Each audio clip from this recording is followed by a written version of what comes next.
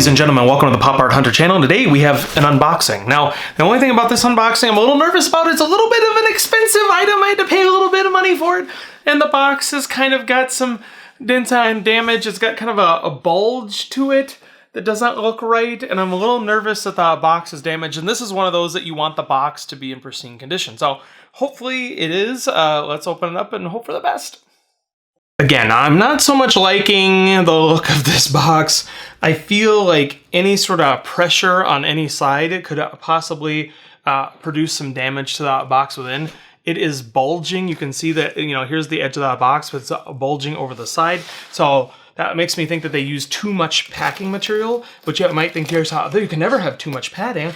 Well, yeah, you actually can. If you put too much, any pressure on the slightest can easily damage a box. And we're talking about classic figures. You're talking about figures anywhere in the last 10, 20, 30 years, or things that will become antique or vintage in the long run. Box condition matters. Mint on card, a new on box, all of those things are important. So I'm a little worried about this figure. I'm not gonna lie. So I'm trying to figure out the best way to open this so that I don't cause any additional damage. So let's go ahead and I'm just gonna kind of remove the box in its entirety from around it, so there's no cause of damage on my part. Okay, so we're gonna lift this up. Okay, I'm a little bit more excited, but still have a little nervousness. This is in one of the original bubble mailers. Still not good that it is in that state and that particular thing, but let's go ahead and open this up. You can probably see what this is already. I just get real nervous. Okay, there was something, I don't know what that was. That was a loud pop. It makes me think something was caught. But let's take a look here. Well, all right, it's not so bad. And in fact, I think when I remember seeing the photos of this, it was like this. So, I mean, this is something with a little bit of pressure, I might be able to, at least crease down some of these little veins. We have two little issues on the corner, and that small little vein here in the top. Looks like a little bit of something there. No, that looks like it was just a little moisture or something. You can get that off. And then in the bottom here, this corner has just a little bit of, looks like crushing, but nothing too major on here. And yeah, so this looks pretty good.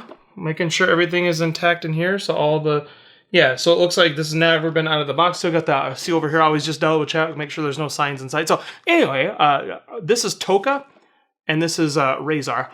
This is from Teenage Mutant Ninja Turtles, Secret of the Ooze, and this piece is becoming more and more pricey as we go along. I was able to get a halfway decent price, I believe. Could have been that we have the slight issues on the corners, but I got this at a price that was even similar to what some of these that are going for are loose. And so I don't feel too bad about getting this at this price because, I mean, the loose ones are going for a lot too. Toka and Razor are a really cool design, and I really like these NECA figures that are based on the movie. I'm not as much into the NECA figures on the animated cartoon side. I have one with Krang, but I don't know, I just somehow don't like the style of that. And they're not close enough to the original vintage figures as I would like them to be, and they're too far, but they're I don't know, they just kind of are in this weird like a little mix here where I don't care for them as much. It does not remind me of the originals enough, but it's not a new enough style to be its own thing really. So anyway, I'm not getting into those yet, but you never know, I'm a completionist, so maybe I'll eventually get into that. So anyway, this Toka and Razor in a nice box. This is by NECA. Again, those couple little issues. I would say that we have there's a little bit of a crease on the cardboard on the back here. But again, I mean, nothing removed from the box. Box is otherwise a pretty good shape. I mean, I'm not like I'm getting this graded or anything, but you also have to be careful. I don't want to get something that's in terrible quality. So that's why I was worried about the box, to see if I was going to get this and it was going to be crushed majorly. So I'm happy with this. I think it's good. Crisis averted. I don't think that there was anything wrong with the pack job.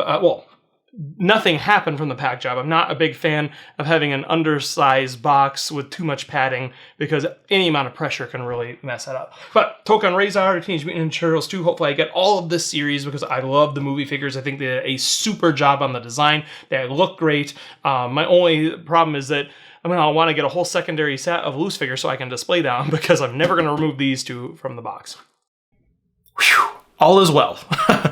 The figure came out looking just fine. I was a little nervous about the whole packing and shipping and thing, but it ended up coming out to be okay, and I'm thrilled to have this piece in my collection, or these two pieces in one box, all one piece, but multiple accessories. Anyway, happy to have this. Toka and Razor are some of my fond memories of being a child, of seeing them in that movie. I remember at the time thinking, this isn't Bebop and Rocksteady, and I thought that was kind of the replacement for them, but, you know, I was an ignorant little child. But anyway, I remember them from the movie. It gives me a lot of nostalgia. It gives me the feels inside of my tum-tum, and I enjoy it. So, thanks for watching the Pop Art Hunter channel. Hopefully you like our videos, whether they're action figure unboxings or they're the other unboxings or reviews of books or whatever they might be. Like, comment, subscribe, all those sorts of things, and we will see you next time right here on the Pop Art Hunter channel.